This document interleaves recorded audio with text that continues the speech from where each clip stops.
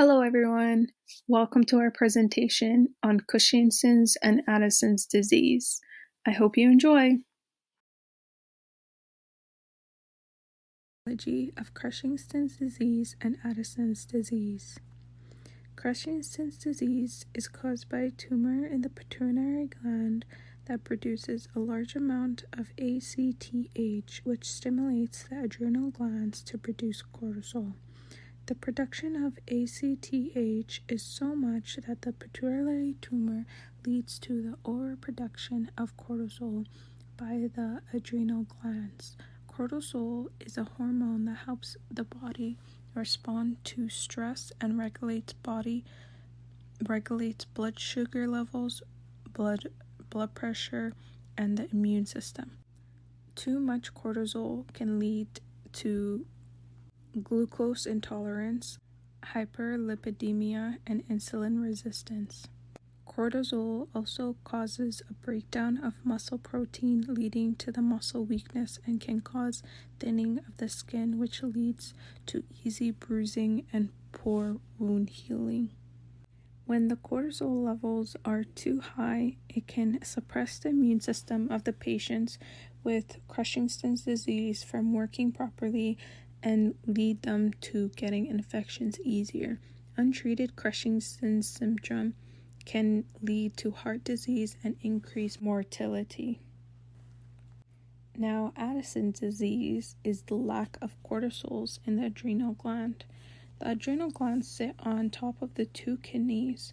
Addison's disease is caused by an autoimmune reaction in which the body's immune system attacks and destroys the adrenal glands. It causes damage to the adrenal glands, which reduces their ability to produce cortisol. As a result, cortisol levels in the body become abnormally low, leading to the range of symptoms such as fatigue, muscle weakness, weight loss, low blood pressure, and darkening of the skin. Cortisol helps the body respond to the stress, regulates blood sugar levels, and supports the immune system.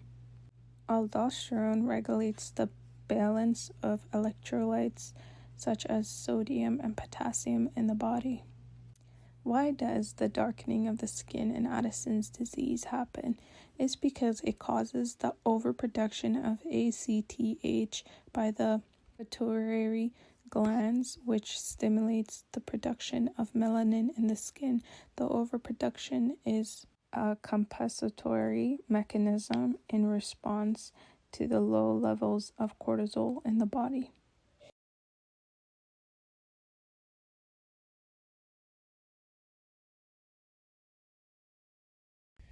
The most common cause of Cushing's syndrome is the long-term high-dose use of the cortisol-like glucocorticoids, while most cases of Addison's disease occur due to damage or destruction of the adrenal cortex due to an autoimmune attack. Symptoms usually do not develop until 90% of the adrenal cortex has been damaged. For having Cushing's disease and Addison's disease. So for both Cushing's disease and Addison's disease, they can both affect any age, gender, ethnicity, but certain populations are at higher risk.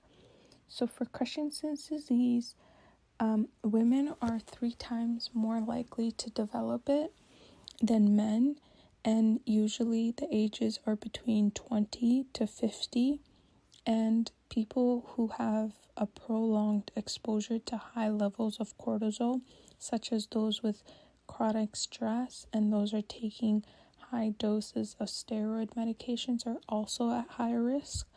Some genetic conditions can also be a factor. People who have type 2 diabetes and blood glucose levels that stay too high over time, along with high blood pressure, which can cause Cushing's disease as well. Also, people who take medicines called glucocorticoids, which are similar to cortisol, can also develop Cushing's syndrome. Now, for the risk population for Addison's disease. So Addison's disease affects both men and women equally. People who are the ages from 20 to 50 are most commonly affected. People with autoimmune disorders such as type 1 diabetes and thyroid disease and vertigo are at high risk for developing Addison's disease. Also, people who have Graves' disease are higher risk factor, and people who have cancer, specifically the adrenal, also people who take anticoagulants like blood thinners, also people who have chronic infections, and if the person had any surgery to remove any part of their adrenal glands, they could also be at a high risk for getting Addison's disease.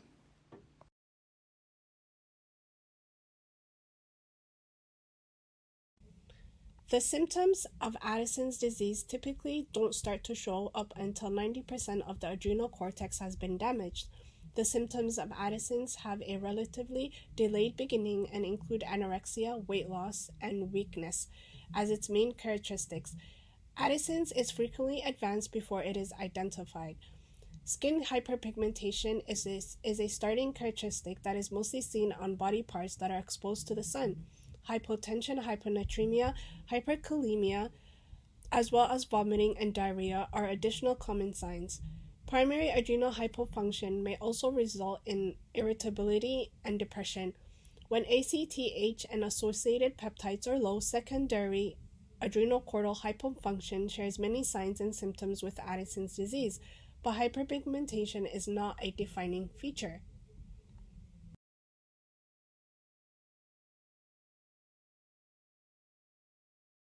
Clinical signs of Cushing syndrome can affect numerous bodily functions and are correlated with higher corticosteroid exposure levels. Excessive corticosteroid use results in noticeable physical appearance changes. Accumulation of adipose tissue in the cervical region, face, and trunk is what causes weight gain, which is the condition that occurs most frequently. Due to the mineralocorticoid effects of cortisol, there may be temporary weight gain through sodium and water retention. According to the liver, glucose intolerance and enhanced glucogenesis are the causes of hyperglycemia. Cortisol's catabolic actions on peripheral tissue result in protein loss. Muscle wasting causes significant muscle weakness, which can cause osteoporosis. The skin then becomes weaker and thinner as a result of collagen loss, and therefore leads to easy bruising, and wounds heal more slowly. Mood disorders can occur, along with insomnia, which can lead to irrationality and occasionally psychosis. Issues with menstruation and hirsutism are more likely to occur in women, and erectile dysfunction can occur in men with adrenal carcinoma.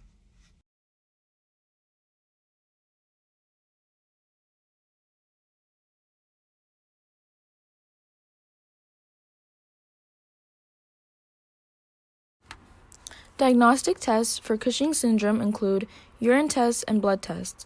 These tests will be carried out to check hormone levels and determine if the body produces an excessive amount of cortisol. Urine will be collected throughout the course of a 24-hour period, and then the urine and blood samples will be sent to a laboratory to be examined. A saliva test can also be done. Cortisol levels generally fluctuate during the day, and cortisol levels fall drastically in the evening hours in those who do not have Cushing syndrome. Doctors can determine if cortisol levels are abnormally elevated through analyzing cortisol levels in a small amount of saliva obtained late at night. Imaging tests, such as CT or MRI scans of the pituitary and adrenal glands, can be performed to detect abnormalities such as tumors. Another test that can be done is the petrosal sinus sampling test. This test may help identify whether Cushing syndrome is caused by the pituitary gland or is caused by something external. Blood samples are obtained from the veins that drain the pituitary gland, known as the petrosal sinuses. While sedated, a thin tube is placed into the upper thigh or in the groin area and is threaded to the petrosal sinuses. ACTH levels are tested in the petrosal sinuses, and a blood sample is collected from the forearm. If the ACTH levels in the sinus sample is higher, then the cause of the problem is the pituitary. And if the ACTH levels in the sinuses and forearm are equivalent, then the source of the issue is outside of the pituitary gland. And then diagnostic tests for Addison's disease include the ACTH simulation test. This test determines the concentration of adrenocorticotropic hormone, also known as ACTH, in the blood. This test is done most often to diagnose for adrenal insufficiency. Another test that can be done is the insulin tolerance test, and this test is done if the findings of the ACTH simulation test are unclear or if the doctor suspects a pituitary abnormality. The insulin tolerance test is also known as ITT. A medical practitioner will administer an intravenous injection of the hormone insulin, which reduces the blood glucose levels. The dosage is strong enough to trigger hypoglycemia, and as we know, that's a condition in which the blood glucose levels drop very low. Hypoglycemia creates physical stress, which usually prompts the pituitary gland to produce more ACTH. A doctor or nurse will draw blood at the start of the test and every half hour for the following 2 hours. If cortisol levels are low, then the pituitary gland isn't producing enough ACTH, and that means that the adrenal glands aren't producing enough cortisol. The ITT is the most accurate test for detecting secondary adrenal insufficiency. Another test that can be done is the CRH stimulation test. This test is also done if the findings of the ACTH test are unclear. It also helps diagnose secondary insufficiency and can help differentiate between secondary and tertiary adrenal insufficiency. Another test that can be done is the CT scan. Changes in the adrenal gland can be detected through a CT scan of the abdomen. In autoimmune Addison's disease, the adrenal glands are either small or normal in size, as they have no other apparent abnormalities. An antibody blood test can be done. Antibodies found in autoimmune Addison's disease can be detected with a blood test. Antibodies are proteins the immune system produces to fight off germs and viruses. Antibodies mistakenly attack the adrenal glands in autoimmune Addison's disease. These antibodies appear in almost all, but not in every individual with autoimmune Addison's disease. If the test reveals antibodies, then no additional testing is required. And lastly, an MRI can be done. MRI machines utilize radio waves and magnets to generate detailed images of what lies inside the organs and soft tissues without the need of X-rays. An MRI can detect abnormalities in the pituitary and hypothalamic glands, such as big, non-cancerous pituitary tumors.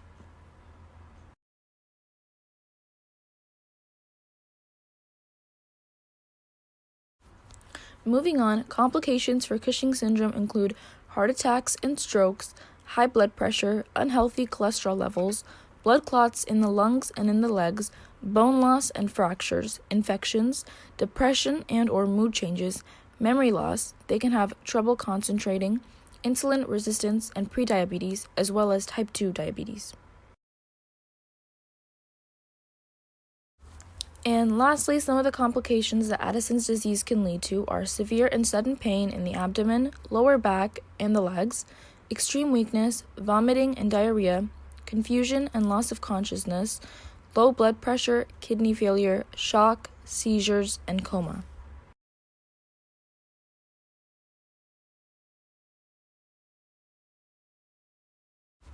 The end. Thanks for watching, you guys. Hope you guys learned something new.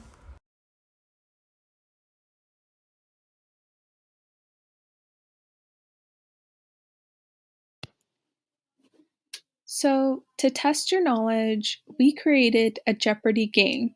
Please click the link to play the game.